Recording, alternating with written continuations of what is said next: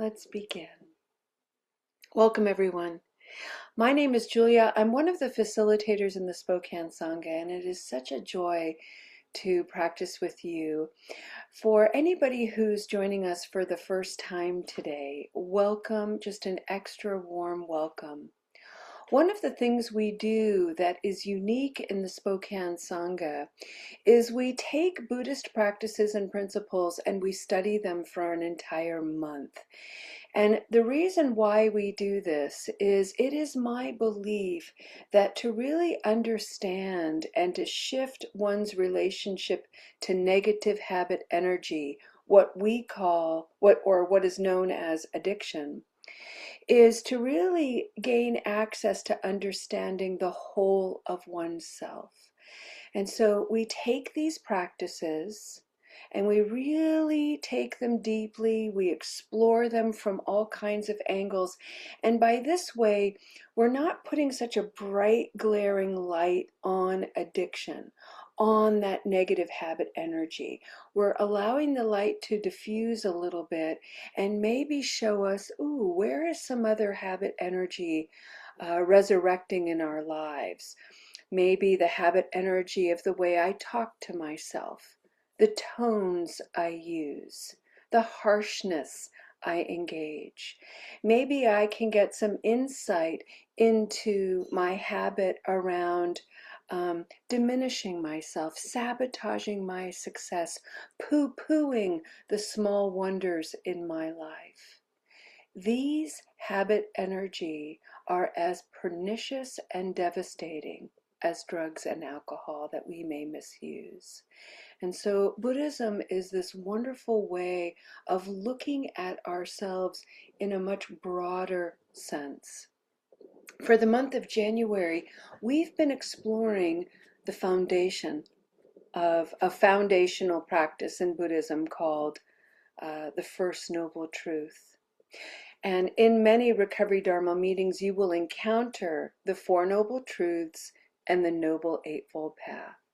And it's one thing to memorize what this is. It's another thing to say, okay, so the first noble truth traditionally is there is suffering. What does that even mean? How does that come alive in my life?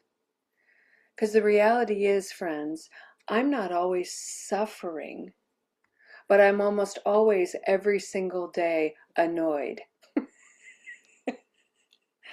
and irritated and upset by something, right?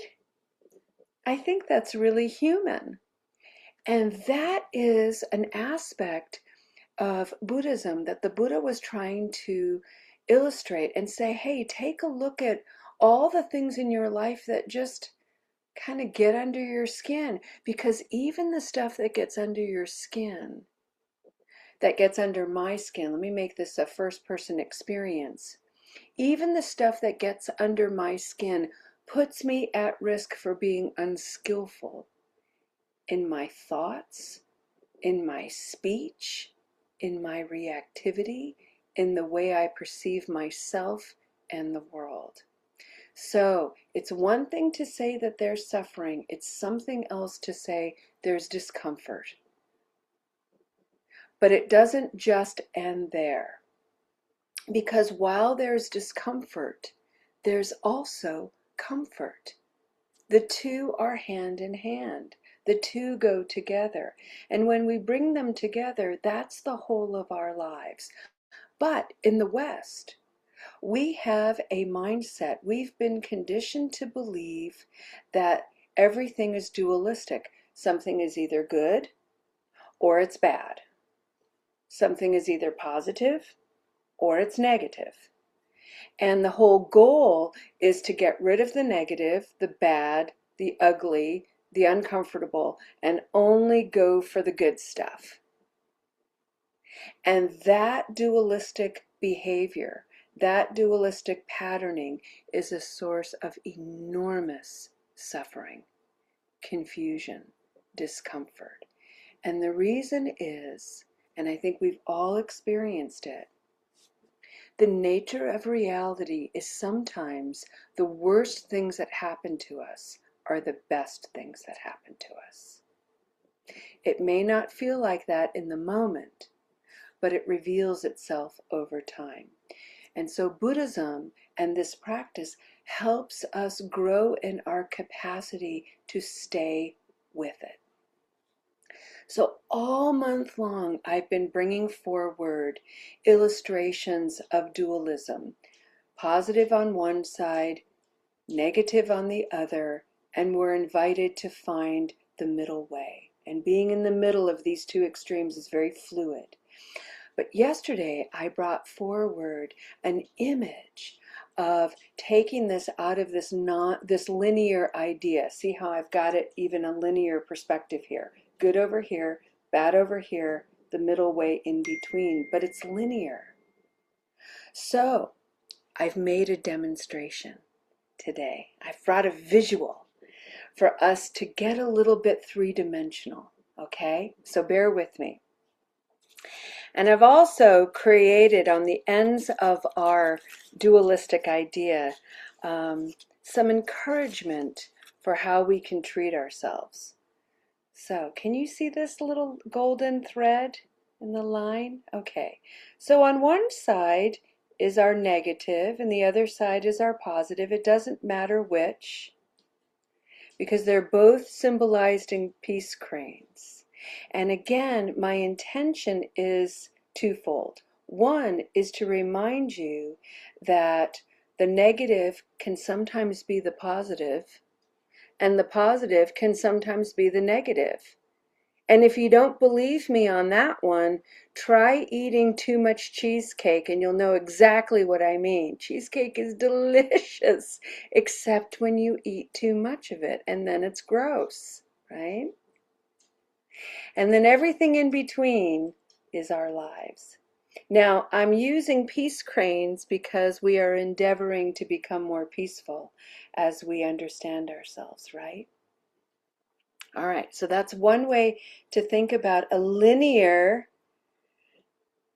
aspect to dualism. But now I'm going to introduce something 3D. This is a little egg, little felted egg, okay? And it's three-dimensional, and there might even be a surprise on the inside. All right, so yesterday what I was asking everyone to consider is, what if we put this linear line on something three-dimensional? And then where's the middle way? So let's do that. Where is the middle way here when you've got all this stuff going on?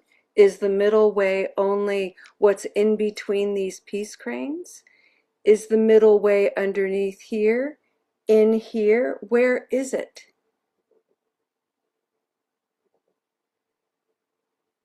What is it? And the answer to that is, that's what you get to discover. What is around the middle way? So in between the positive and the negative of your life,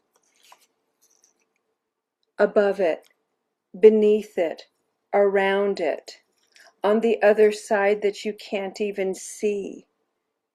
Maybe these two peace cranes overlap and touch one another. Maybe the positive and the negative touch one another.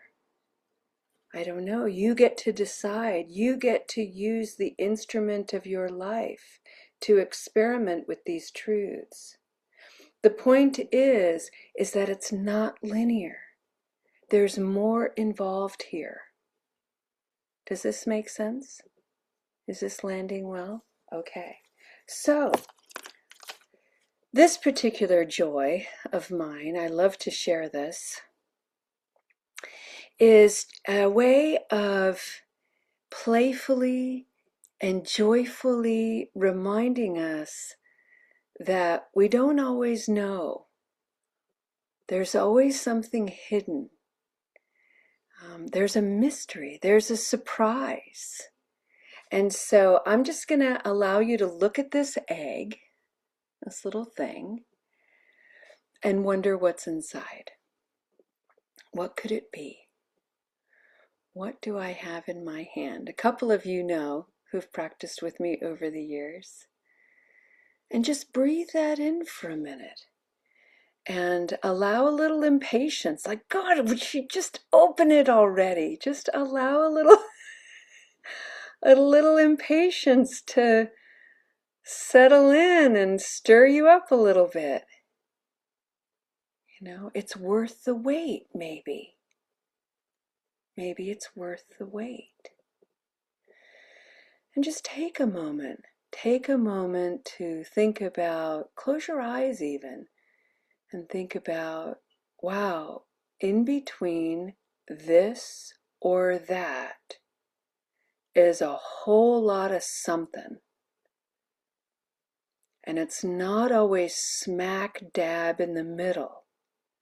It's above, below, sideways, slantways. And so I can't treat myself so linearly, so narrowly. I'm either a good person or I'm a bad person. I'm either riddled with negative habit energy or I'm liberated from it. We're so much more than that, friends. And there's mystery there too. And that mystery is nothing more than the profound recognition that you and me, as part of this great unfurling life, are sacred. The whole of you is sacred. The shadow and the light, the soft and the hard, the silky and the harsh, the smooth and the textured. I could go on and on. These pairs of opposites define us as individuals, yes, positive or negative. Those are defining qualities, yes. And both of them together define us too. That's the take-home message. So let's open up this egg and see the surprise inside.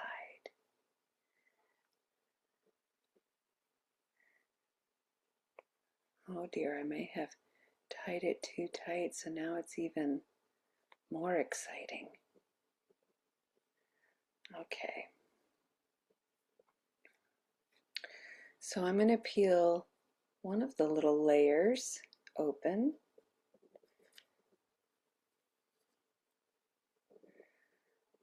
A little flap. And now I'll peel this little flap. Actually, I'm going to take this whole thing out. All right. So now I'm going to open this egg up, and lo and behold, it is a flower.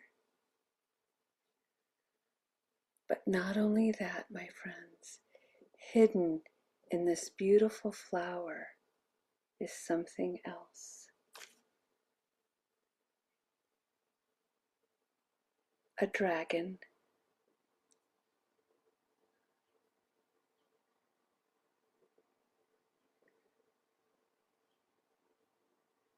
A baby dragon. Isn't that the most precious thing? I know. Isn't it wonderful? I love this thing. Now, dragons symbolize many things. Today, what I want you to recognize for this teaching is this is a baby dragon. So it's innocent. It doesn't have its armor yet. It can't even fly quite yet. It has a little fiery tongue. And I want you to take this dragon and the imagination of this dragon into your own mind and heart. And remember that within all of us is something this innocent, something that is vulnerable, something that has over the years hardened. And maybe in our own hardening, we've lost our capacity to believe we can fly. And I don't mean that literally, I mean just soar in our imagination, soar beyond what we know, and take flight into unknown places. I think we've all been born with a little bit of fire, but how many of us have taken that fire to burn ourselves and harm ourselves and others? And how many of us have forgotten to keep the light of our will ignited?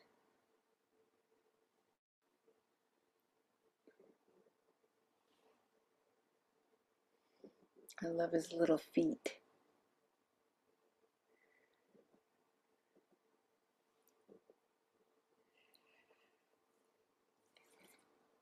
Here's its little egg.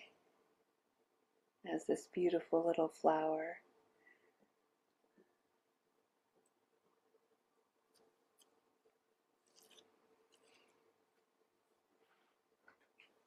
So friends, close your eyes.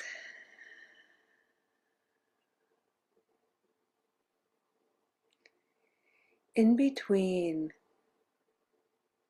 all of what you define as good or bad, in between, above, below, inside, all you define as good or bad is something more. And this something more,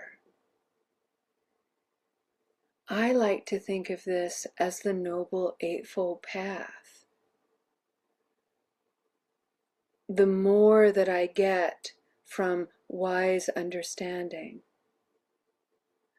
the more that I receive when I cultivate wise intentions, the more that I experience through wise action and wise effort, the more I encounter when I engage wise speech, the more I see when I practice wise mindfulness, and the more knowing I access within myself when I'm present to wise concentration. What the Buddha taught 2,600 years ago is as relevant and alive today as it was then. There was something so comprehensive in his understanding about the nature of reality. The details obviously have changed, but the essence of what he was talking about remains the same, and it is alive in each and every one of us. We simply have to have the courage to experiment, to play, to wonder, to be curious. And we cannot do any of that if we continue to use the sharp, diminishing tools of shame, judgment, escape, confusion.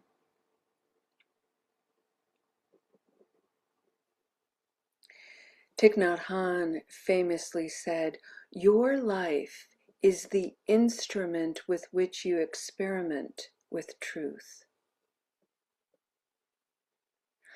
I like to remind myself that that instrument is an instrument of peace. I was created to be a peacemaker. I think we were all created for this. I think we were all created to be in harmony with life, to find its rhythm, to dance with its mystery, to wake up to the sacredness of life. And this is a peaceful approach, a gentle approach that many of us have been denied. But with these practices,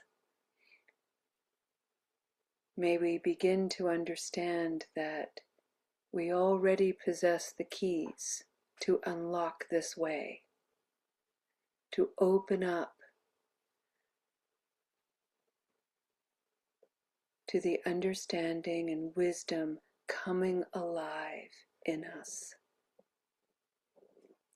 It's why you're here. It's why you've been called here, I think. It's certainly why I've been called here. And so as you go into this day, baby dragons, it's okay to put down some of the hardened, scaly armor that we've grown over the years and reveal the softer, more vulnerable, more innocent aspects of us. There's still fire there. There's still strength and size and courage. And there's even a budding capacity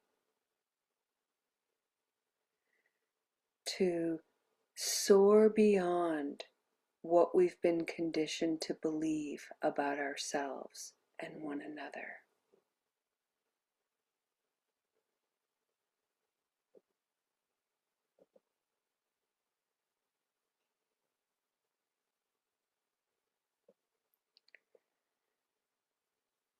While dragons historically are great hoarders, dragons in certain mythologies, particularly Celtic mythologies, hoard things that they can't use, gold, jewels, but they just hoard it. They have such great attachment. It's a great metaphor. Like dragons, we all have the capacity to hoard and be attached to things that don't serve us at all. But dragons in the East have a different meaning. And these dragons are all about suppleness, movement, fluidity, being able to get into tight spaces and wiggle out through sheer will, creativity, and self-belief.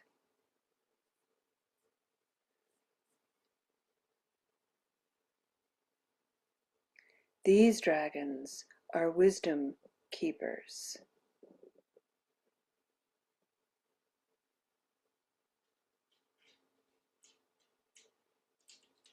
And they have been able to transcend the water, the air, the earth. They're travelers of all, including fire.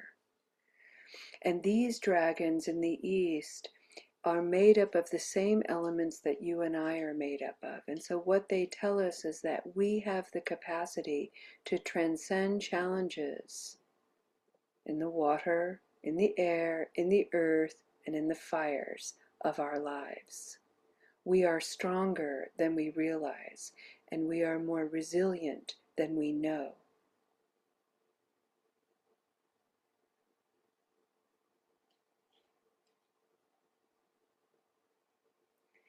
This baby dragon visited us today as a reminder to return to that younger version of ourselves where innocence was preserved, and to nurture that part of ourselves with enormous gentility, patience, and love.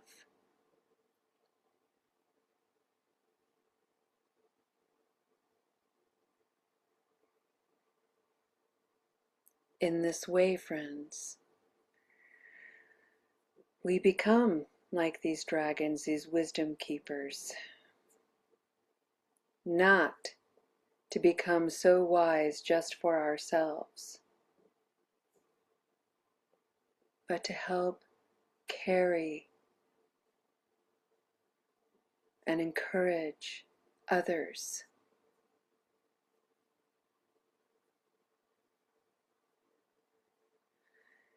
Breathing in,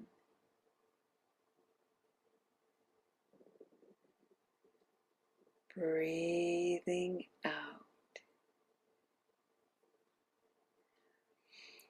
And I'll make one final dragon reference if you are wondering and maybe even questioning or curious. It's no accident that in the animated movie Kung Fu Panda, the great wisdom was hidden on the dragon scroll to become the great dragon warrior. It is an ancient spiritual awareness.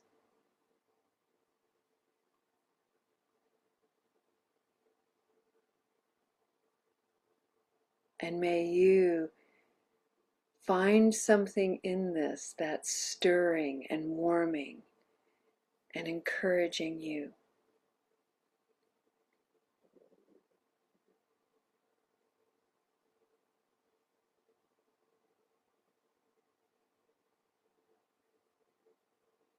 In between the opposites in our lives, above, below, inside, sideways, is the whole of our lives. May we celebrate this truth with joy. Thank you, friends. And the recorder back on so that we can integrate this practice a little bit and we can end and dedicate this practice. We've been exploring the first noble truth. There is suffering. There is discomfort and there's comfort. And we've been exploring the ways that our discomfort can get comfortable. And the things that we find comfort in can become sources of discomfort. We've been exploring basically the nature of duality and the nature of non-duality. And one of the things that we heard so brilliantly was the reflection of Zen Master Thich Nhat Hanh talking about within him is this capacity to be a real violent, awful person, a pirate capable of terrible things, which is such a bizarre and difficult thing for me to imagine. I mean, we're talking about Thich Nhat Hanh, one of the greatest peace masters who ever lived, and yet he was humble enough to recognize that somewhere in him is the capacity for enormous violence, confusion, aversion, and within him is the capacity to be victimized, innocent, hurt. And one of the things about this practice is growing our capacity to sit with those potentialities as opposed to being so heavily guarded and defended. I don't have the capacity to be violent. I'm not a violent person. That's how a defensive mind would encounter the invitation to explore what are the ways violence lives in me. What are you talking about? I'm not violent. Huh, would you look at that? Look at that hardened dragon scale. Nothing's going to get in. And that means wisdom is not going to get in. The deepest, most profound aspects of love, compassion, joy, freedom are not going to get in. And that hardening, those hardened scales, may have served an essential purpose in one's life. Otherwise, they wouldn't be there. The question is this serving me now? Today we got to play with dragons and to remember that negative habit energy, addiction, is a hoarding dragon. A dragon so consumed by craving and attachment that it is hiding in a cave, surrounded by things that it can't use, won't serve it, won't nurture it, won't encourage it. And we've also been exposed to dragons that are liberated, using the elements of the earth, the air, the fire, the water to come alive and look beyond, to allow our imagination to guide us, to trust our knowing, and above all things, to keep going. Friends, we don't do this for ourselves. We do this to carry the legacy of our ancestors, to shift and alter and heal the present, and to create for the future a promise of beauty, wonder, and love. Thank you for coming here today, for bringing your beautiful practice, for trusting us to be yourselves, and for sharing with us your magnificence. Have a wonderful weekend, friends. We'll see you next time. Namaste.